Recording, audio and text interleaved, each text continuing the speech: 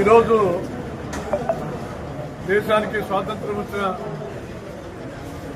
ఒక మంచి రోజు. మహిళలకు మరింత స్వాతంత్రం, మరింత స్వేచ్ఛ, మరింతగా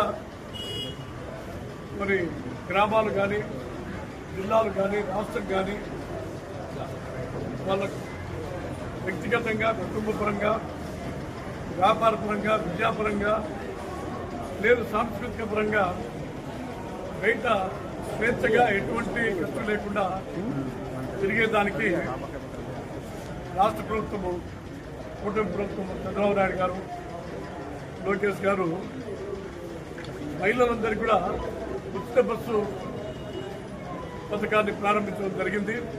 మొదట జిల్లాకే పరిమితం చేయాలనుకున్నటువంటి ఈ పథకాన్ని రాష్ట్ర వ్యాప్తంగా చేయడం కూడా చాలా మంచి విషయం.